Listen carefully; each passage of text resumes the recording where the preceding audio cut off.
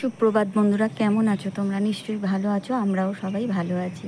আর সকাল সকাল গোলাপটা দেখালাম, আমি ছাদে এসেছি, জানোই তো সকালে আমার কাজ থাকে আর আমার চলে ঠাকুরঘর গেলি? এখানে। তো গোলাপের সবে কুঁড়িটা দেখো ফুটবো ফুটবো হয়েছে আর কি। তো সেই জন্য ভাবলাম তোমাদের একটু শেয়ার করি। তারপর ওপরের কাজকর্ম সেরে চলে এসেছি নিচে। নিচে এসে দেখো আমার লেবুর জল ওইসব খাওয়া হয়ে গেছে, আর লিকার চাটাও খাওয়া হয়ে গেছে। আর তারপর এটাই 7:30 পৌনে 8টার দিকে আমি ওই জানো তো রবিবার মানে জামা কাপড় থাকে, মানে ছেলের যেহেতু স্কুল এখনও খোলেনি, সামার ভ্যাকেশান চলছে, তো আগামীকাল আর কি সোমবার খুলবে।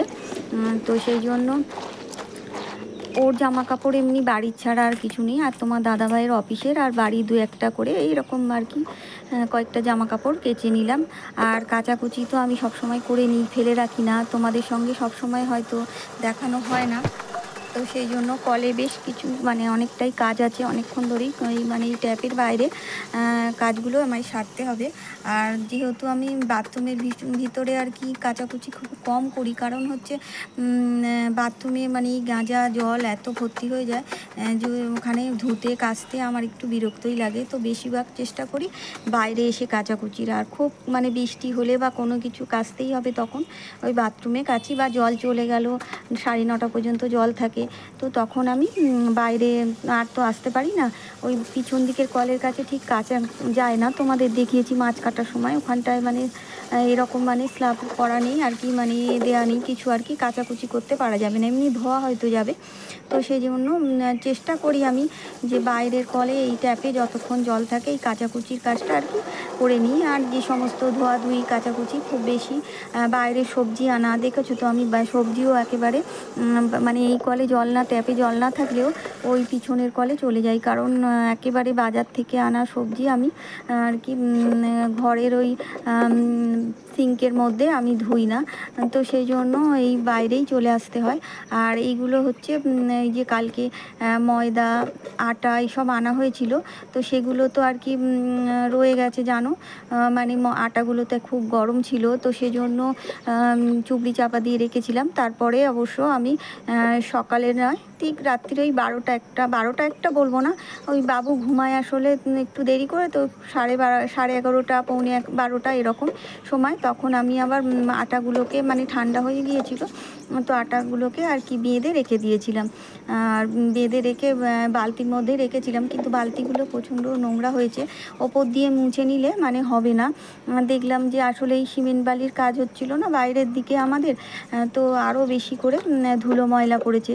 তা না হলে অনেক সময় আর কি মাজতে হয় না, ওপর থেকে ভিজে কাপড় দিয়ে একটু মুছে নিলে আর ভিতরটা বা ধুয়ে নিলে সবটা অনেকটা হয়ে যায়। আর কিন্তু এখন দেখলাম যে ভালোই একদম নোংরা হয়েছে, তো সেই জন্য এই বালতি এগুলো আটা ময়দা থাকে আমার।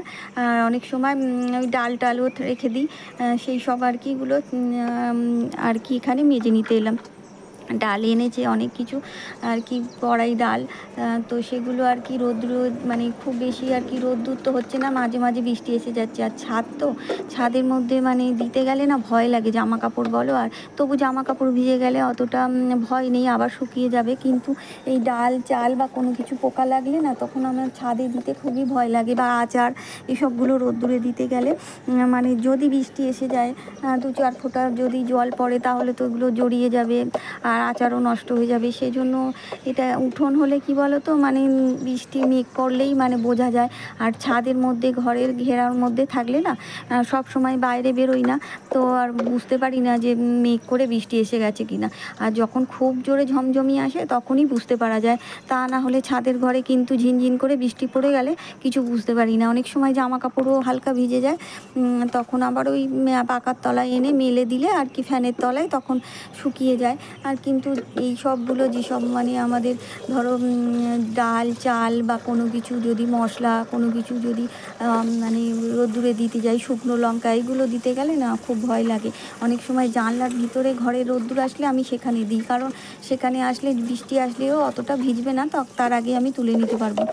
পাঁপড় এগুলো যদি থাকে রোদ্দুরে দিতে গেলে বাইরে আর কি, আর এমনি তো কাক পাখি তো আছে মুখ দেবে, সেগুলো লাগে। তা হলো যদিও আমি মশারি চাপা দিয়ে আসি, কিন্তু মশারি চাপা দিলে অতটা মানে কাক পাখি ভয়টা লাগে না।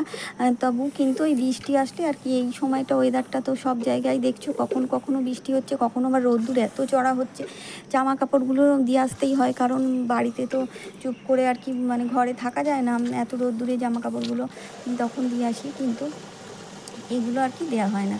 তো যাই হোক, আজকে সমস্ত এইসব বাসনগুলো দেখো ধুয়ে মেজে নিলাম। আর এখানে একটু তবু কিন্তু টিপটিপ করে বৃষ্টি পড়ছে আমার গায়ে। আমি এখন এই যে করলা গাছ দুটোই হয়ে আছে, আর এগুলো আর কি তুলে নিতে এসেছি, তখন কিন্তু আমার গায়ে ঝিরঝির করে বৃষ্টি পড়ছে। তোমরা কিন্তু বুঝতে পারছো না, ক্যামেরায় অনেক সময় কিছুই বোঝা যায় না। তো যাই হোক, ওই মাজছিলাম তবুও বৃষ্টি পড়ছিল, আর এই ক্যামেরায় হালকা হালকা একদম বৃষ্টি পড়ছে, এগুলো কিন্তু ক্যামেরায় ধরে না, মানে একটু আধটু একদম ঝিরঝির করে হালকা বৃষ্টি পড়ছে। তো যাই হোক, মাছের আর কি তেল আছে, আগের দিন মাছ নিয়ে এসেছিলো, তো শনিবার তো জানো আমরা কিছু মানে খাই না ওইসব, তো তেল রয়ে গেছে সেই জন্য। আর একটু করলা তুলে নিলাম গাছ থেকে, উচ্ছে করলা, এগুলো তেল দিয়ে, মাছের তেল দিয়ে আজকে তরকারি করবো। আর সবজি মাংস সব কিছু নিয়ে চলে এসেছে তোমার দাদাভাই, মানে রবিবারের বাজার যেহেতু, তো একটু বাজারও নিয়ে এসছে। বাবুকে অনেক সময় কম্পিউটারে দিতে গেলেও আমরা একটু বাজার নিয়ে আসি, আর এইখানে রবিবারের দিকে বাজার নিয়ে আসি। আর তাছাড়া প্রতিদিন মানে তো অফিস যায়, তখন আর সব সময় বাজার আনা সম্ভব হয় না, আর আমার আবার গুছিয়ে রাখা সম্ভব হয় না। তো এইভাবেই বাজারগুলো সপ্তাহ আমরা করে নিই। আর মাংসটাও দেখো এখন ধুয়ে নেব, ঢেলে নিলাম। আর আমাদের কিন্তু এখনও মানে টিফিনটা খাওয়া হয়নি, এইগুলো আর কি করে নিয়েছি, টিফিনটা খেলাম, তারপর রান্নাটা কিন্তু টিফিন খাওয়ার পরে করলাম। আর রান্না আজকে আর তোমাদের সাথে শেয়ার করিনি। আর এই দেখো মাছের তেল দিয়ে পেঁয়াজ আলু দিয়ে আর ওই করলা উচ্ছে দুটোই ছিল একসাথে আর কি করে নিয়েছি, আর ভাত আর চিকেন। তো দেখো রান্না ওদিকে কিন্তু করতে করতে আমি এদিকটায় চলে এসেছিলাম, তারপরে চিকেনটা হয়ে যেতে নামিয়ে তোমাদের দেখালাম। আর এদিকে কিন্তু অনেক কিছু মানে সবজি বাজার গ্রসারি আর কি আইটেম ছিল, আলু এনেছে, আলু পেঁয়াজ সমস্ত কিছু, তো সেগুলো আর কি গুছিয়ে নেব। আর পেঁয়াজগুলো তলায় পড়ে গেলে না একদম আর কি মানে নিতে গেলে অসুবিধা হয়, আর সব কিছু নামিয়ে নিতে হয়। আর এইখানে দেখো এইগুলো কিন্তু ওই ময়দাটা রেখে দিলাম, আর ময়দার মধ্যে এখানে মানে এখানে আর কি চেলুনিটা রেখে দিলাম। আর তারপর দেখো এইগুলো আর আটাগুলো কিন্তু এই বড় বালতিটা রাখতে হবে, কারণ 5 কেজি আটা, গম ভাঙানো আটা, তো গরম ছিল সেই দিন, আবার রেখে দিয়েছিলাম বালতিটা, তারপর নোংরা হয়েছে ভেবে আবার মেজে নিলাম। আর এই বাটিটা করে আমি ময়দাটা মানে আটা ময়দা যাই করি না কেন রুটি করার সময় আর কি, রুটি পরোটা যাই করি না তখন মেপে নিই, তাই জন্য ওটা রেখে দিলাম। আর দেখো এক প্যাকেট হচ্ছে সোয়াবিন, নিউট্রেলা সোয়াবিন, যেটা আর কি একটু মানে মাংসের মতো কচকচে হয় না ওইটা। আর একটা সাফোলা সোয়াবিনও আমাদের প্যাকেট এনেছিল, জানি না কেন আমার ওই সোয়াবিনটা একটু ভালো লাগে না, বাবুও খেতে চাইলো না। যাই হোক, সেই সোয়াবিনটার ফেলে তো দেওয়া যায় না, পকোড়া টকোড়া করে খেয়ে নিয়েছিলাম। আর ওই একদম নরম ভাত হয়ে যায় আমাদের বাড়িতে। তোমার দাদাভাই কিছু বলেনি, কিন্তু আমাদের একদম পছন্দ হয়নি। আর এখানে কয়েকটা কচবাইট সাবান আছে, আর এই দেখো জালি, আর একটা দুটো তারের জালি, আর 3টে ওই স্কচ ব্রাইটের জালি আর কি রেখে দিলাম এনে। আমাদের তো আর কিছু আসলে ওই মানে মাস কাবারই বাজার হয় না, যখন যেটা বেশি আনা থাকে ফুরিয়ে যায় আবার আনতে হয়। তো ওই দেখো ঝুড়ি ভাজার প্যাকেট এনেছে। আর এখানে যেমন বিউলির ডালটা আর কি ঢেলে নেব, কারণ হচ্ছে বিউলির ডাল তো রান্না করতে মাঝে মাঝে লাগে। বিউলির ডালটাও এনেছে, রোদ্দুরে দেওয়া হয়নি কিছুটাই, কোনো ডালই মানে আর কি রোদ্দুরে দেওয়া হয়নি। তো এটা আর কি ডিপের মধ্যে থাকে, রান্নাঘরে সুবিধা হয় নিতে, এর সাথে মটর ডাল নিই। আর সেই জন্য ভাবছিলাম কি মানে রাখবো কি রাখবো না, কিন্তু না রাখলে এটা মানে বড় জায়গায় রেখে দিলে না সব কিছু বের করে আবার যখন ডাল লাগবে মানে বিউলির ডালটা করবো তখন নিতে অসুবিধা হবে, তাই ভেবে আমি আবার কিন্তু ডালটা ওই ডিপের মধ্যে ঢেলে রেখে দিলাম। মটর ডাল আর বিউলির ডাল একসাথে করে নিরামিষ দিনে খেলে বেশ ভালোই লাগে। আর এই মানে ডিপেগুলো দেখো অতটাও কিন্তু নোংরা হয়নি, আমি তাই মাঝে মাঝে মানে এইভাবে যখনই প্রয়োজন লাগে মুছে নিই, আর সেজন্য অতটা অসুবিধা হয়নি। আর এটা তো রান্নাঘরে ছিল, রান্নাঘর তো দরজা দেয়া থাকে, বেশিরভাগ সময় দেখেছো বিড়ালের মানে উৎপাত আছে। তো যাই হোক, রান্না হলো সেই সময়, তারপর আবার মানে যতক্ষণ আর কি আমি রান্না টান্না করি ততক্ষণ খোলা থাকে, সেই জন্য খুব একটা ধুলো ময়লা হয় না। তবে অবশ্যই তেল কালিটা মাঝে মাঝে হয়, এইভাবে মুছে নিলে অনেকটা উঠে যায়, আবার একটু করে সার্ফ জল দিয়ে করে নিলেও হয়ে যায়। তো দেখো এখানে বাদাম আছে, আর ছোলা কড়াই রয়েছে, আর মটর কড়াই রয়েছে, আর কাবলে ছোলা, এই চারটে, আর বিউলির ডাল ছিল। তো কিছুই তো রোদ্দুরে দিতে পারবো না, মানে সব কিছুই তো মানে এখন ওই যে বৃষ্টির ওয়েদার না, ওপরে দিতে গেলে ভয় লাগে, সব যদি বৃষ্টিতে ভিজে যায়। তো রেখে দিলাম, যখন দেখবো যে মানে 2-3 দিন একদম পরপর বৃষ্টি হচ্ছে না আর ওয়েদারটা একটু আছে, তখন গিয়ে দিয়ে আসবো, তাহলে অনেক দিন পোকা লাগে না। তারপর দেখো আমাদের কিন্তু খাওয়া দাওয়া কমপ্লিট হয়ে গেছে। আর একটু ফল কেটে দিলাম, এটা হচ্ছে শরবতি মুসাম্বি লেবু, বাবুকে কেটে দিলাম, আর আম। আর আজকে আর অন্য ফল নেই বেশি, তো ওকে কেটে দিলাম। আর ও তো সব সময় খেতে চায় না, স্কুল চলা টাইমেও একদম ফল খেতে চায় না, স্কুলে চলে যায় আর বাড়ি আসে সেই সময় এই 3:30 সময়, তো আর ফল খেতে চায় না।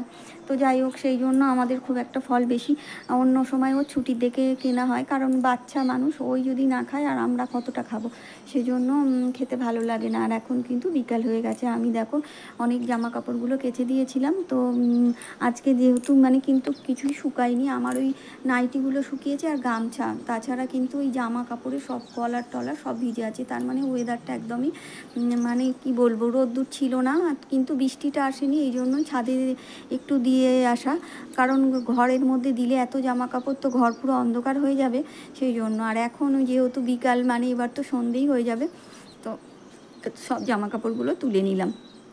আর এখানে দড়ি টাঙানো হচ্ছে, দেখো তোমার দাদাভাই দড়ি টাঙিয়ে দিচ্ছে, ওই যে টি মতো ওইগুলো লাগিয়েছে, বাঁশের খুবই মানে অসুবিধা, সেই জন্য।